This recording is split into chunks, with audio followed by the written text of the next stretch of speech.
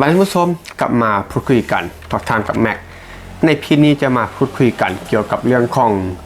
ว่าได้ว่าเป็นหน่วยรบที่ดีที่สุดหรือว่าเก่งที่สุดอีกหน่วยหนึ่งของกองทัพไทยท่านผู้ชมซึ่งบริมาของว่าอาจจะดีที่สุดเสมอไปเนาะเพราะว่าทุกหน่วยนั้นแน่นอนแล้วว่าเก่งเท่ากันหมดว่าจะเป็นกองทัพบกกองทัพอากาศหรือว่ากองทัพเรือบอซึ่งก็มีความเก่งที่ว่าหลากหลายแล้วก็แตกต่างออกไปแต่ว่าโดยรวมทั้งผู้ชมด้วยหลายๆอย่างที่มาประกอบกันซึ่งหน่วยซิลของกองทัพเรือไทยซึ่งก็ถือว่าถึงยกย่องในสายตาของนานาชาติหรือว่าจะเป็นสไทยเอกเนาะว่าเป็นหน่วยรบที่ว่าเก่งที่สุดอีกหน่วยหนึ่งของประเทศไทยทำสมที่ว่าฟังอยู่มีความเห็นได้ก็สามารถแลกเปลี่ยนกันได้ว่าแม่นจริงแท้หรือบ่เนาะซึ่งจากเหตุการณ์ที่ปัจจุบันระหว่างไทยกับกัมพูชาหรือว่าเขมรเนาะซึ่งแม็กก็คิดอยู่ว่าแม็กนั้นไม่อยากจะไปก้าวไกลหรือว่าพูดคุยเกี่ยวกับเรื่องที่มันละเอียดอ่อนหรือว่าเป็นประเด็นหรือว่าเป็นข้อมูลที่มันอาจจะละเอียดอ่อนเนาะซึ่งก็เป็นหน้าที่ของสำนักข่าวไทยที่ว่าได้รายงานไปหลายๆอย่างอะไรเงี้ยมุมมาแหละซึ่งแม็กก็มาสงสัยว่าถ้าว่ามันมีเหตุการณ์ที่มันเกิดขึ้นปัจจุบันแล้วหน่วยรบที่ว่าจะต่อก่อนเนาะหรือว่าหน่วยรบที่เด็ดขาดหรือว่าเก่งสุดของประเทศไทยนะก็คือจะเป็นหน่วยได้ทั้งหมดซึ่งข้อมูลหลายๆหน่วยก็ข้อมูลจากหลายๆแหล่งก็บ่งชัดเนาะว่าเป็นหน่วยซิลของกองทัพเรือไทยทั้งหมดอยากจะไปพูดคุยกันเกี่ยวกับเรื่องของหน่วยซิลของกองทัพเรือไทยซึ่งก็ต้องข้อญาตเนาะวิดีโอประกอบจากวาเลอร์เทคนิคน่าจะเป็นเกี่ยวกับเรื่องของซองของกองทัพไทยทั้งหมดนี่ก็เปิดคลิปมาก็ปั่นว่าเป็นภาพยนตร์ทั้งหมดยิ่งกว่าภาพยนตร์ฟอร์มยากเนาะเบิ่งจากโทนภาพแล้วก็พี่ๆทหารทุกท่านเนาะก็เป็นหน่วยซิลทั้งหมดนี่สามารถโจมตีทางอากาศเนาะก็คือโดนลงมาจากเฮลิคอปเตอร์ได้ทั้งหมดนี่คือหน่วยซิลเนาะแน่นอนแหละว่าคำว่าหน่วยซิลก็คือแบบปฏิบัติการแบบพิเศษทั้งหมดมันจะเป็นหลักๆก็คือทางน้ำมันบอกก็คือเป็นข้องกองทัพเรือแต่ว่าความสามารถก็ต้องลากไล่เนาะสามารถโหนออกมาจากที่สูงหรือว่าจาก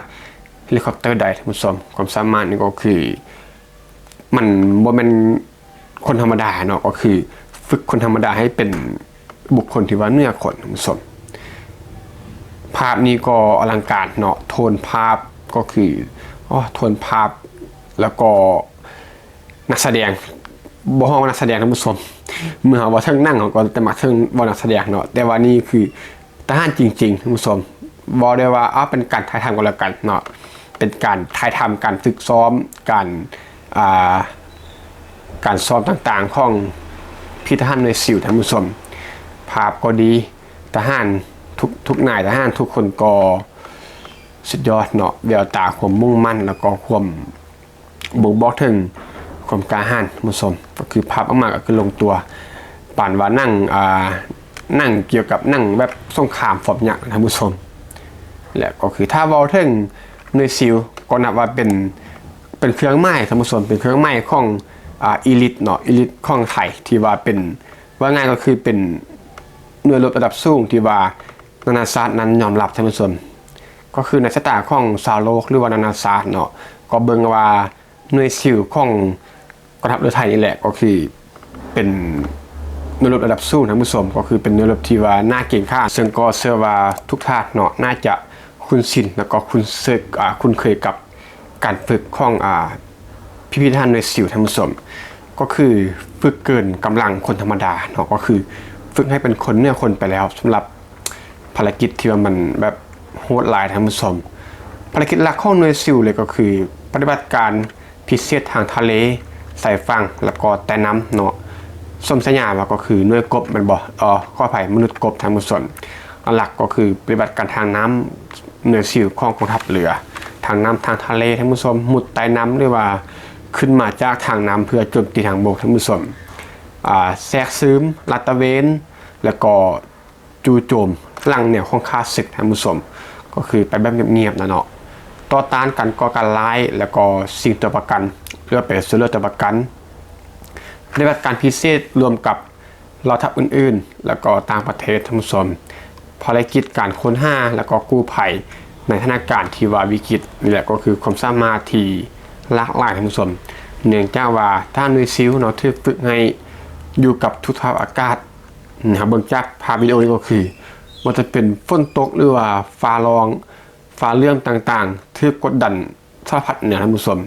แต่ว่าด้วยความที่ถูกฝึกมาเป็นอย่างหนักเนาะจากคนธรรมดานี่แทบจะเกินขีดจำกัดของมนุษย์ไปแล้วท่านผู้ชมนี่ก็คือความน่ากลัวของพิธานหน่วยซิลเนาะคำว่าความน่ากลัวนี้ต้องเป็นฝ่ายตรงกันข้ามหรือว่าศัตรูท่านผู้ชมแต่ถ้าเป็นประชาชนชาวไทยฝ่ายเดียวกันนี่ก็จะอบอุ่นมันบ่เห็นทหารหน่วยซิลก็อบอุ่นมีคนที่ว่าเก่งแล้วก็แข็งแรงมาปกป้องแล้วก็ปกปักรักษาแผ่นดินเนาะแต่ว่าถ้าเป็นศัตรูหรือว่าฝ่ายตรงข้ามนี้ก็จะเป็นอีกแบบหนึ่งท่านผู้ชมนี่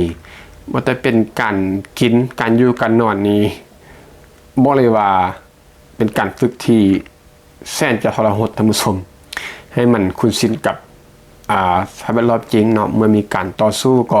จะมานั่งกินหรือว่าอยู่รู้สบายก็บ่แม่นเนาะก็ต้องกินไปตามสภาพแล้วก็นอนไปตามสภาพฝนตกก็จะนอนตากฝนเหมือนบ่ฟ้าร้องก็ได้นอนมีหยังก็กินไปตามท่านผู้ชมนี่แหละก็คือถ้าว่าฝึกไปเพื่อหยังเนาะก็เพื่อเหตุการณ์ที่มันบ่คาดคิดนั่นแหละเช่นเดียวกับปัจจุบันมันบ่วันดีคืนดีเขาก็บ่คาดคิดว่าจะมีเหตุการณ์เช่นเดียวกับที่ไทยกับกัมพูชาปัจจุบันท่านผู้ชมนี่แหละก็คือการเตรียมความพร้อมการฝึกคนให้เป็นคนเนื้อคนโอ้ก็คือสุดยอดลุยตมลุยโคลนเนาะอยู่บกก็ได้น้ำก็ดีมนุษย์กบท่านผู้ชมก็คือครึ่งบกครึ่งน้ำมันบ่ความสามารถที่ว่าโดดเด่นเลยท่านผู้ชมของหน่วยซิลเนาะที่ว่าได้บอกเอาไว้ก็คือดำน้ำลึกแล้วก็ปฏิบัติการใต้น้ำในสภาพแวดล้อมที่ว่ามีความเสี่ยงสูงซึ่งคนธรรมดาบ่สามารถที่จะไปปฏิบัติการได้เนาะหรือว่าทหารทั่วไปก็บ่สามารถที่จะทำได้ก็คือสภาพแวดล้อมที่มีความเสี่ยงกดดันดำน้ำลึกท่านผู้ชมมีการเคลื่อนที่เงียบบ่จะเป็นทางน้ำทางอากาศแล้วก็ภาคพื้นดินท่านผู้ชมแน่นอนเนาะว่าคือที่ว่าได้ว่าไปแหละว่า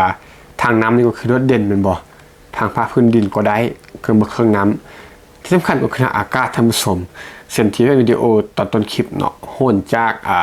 เฮลิคอปเตอร์ลงมาท่านผู้ชมลงมาจากทางอากาศก็ได้ท่านผู้ชมนี่คือความสามารถที่หลากหลายของหน่วยซิลก็คือสุดยอดหลายเชื่อได้เลยว่าเป็นบทต้นๆเนาะของโลกเนื่องจากว่ามันได้ข้อมูลมาแล้วแหละมันบ่มีการจัดอันดับแบบที่ว่าเฉพาะเจาะจงเนาะว่าหน่วยซิลของไทยนะอยู่เบอร์ใดของโลกนะแต่ว่าจากที่นานาชาติยอมรับเนาะแล้วก็จากที่ว่าเป็นหน่วยรบชั้นสูงของประเทศไทยแล้วก็เชื่อว่าน่าจะเป็นเบอร์ต้นของโลกท่านผู้ชมสำหรับหน่วยซิลของไทยที่นานาชาติยอมรับซึ่งก็แน่นอนเนาะมีการใช้อาวุธแล้วก็รวมถึงยุทธวิธีชั้นสูงในการปฏิบัติงานท่านผู้ชมมีการยอมรับจากอันดับนานาชาติดังที่มักได้ว่าไปในตาของนานาชาตินี้หน่วยซิลไทยนี่ถือว่าธรรมดาเคยฝึกร่วมกับหน่วยซิลพิเศษชั้นนำของสหรัฐอเมริกาเช่นว่า US Navy SEAL ท่านผู้ชมซึ่งหน่วยซิลของไทยก็ได้ไปฝึกกับกลุ่มนี้มาแล้วเนาะก็เป็นหน่วยซิลชั้นนำของสหรัฐอเมริกา US Navy SEAL ซึ่งมาตรฐานการฝึกสำหรับหลักสูตรของหน่วยซิลไทยเนาะก็ใกล้เคียงกับหน่วยพิเศษของประเทศมหาอำนาจเป็นตัวแทนของกองทัพเรือไทยในภารกิจพิเศษระดับสากลก็คือเป็นเครื่องหมายของอีลิทของสำหรับบอกได้ว่าเป็นหน่วยรบชั้นสูงของไทยท่านผู้ชมซึ่งบ่เป็นเฉพาะแต่การต่อสู้นะท่านผู้ชมถ้าว่ามีเหตุการณ์ที่มันขับขันหรือว่า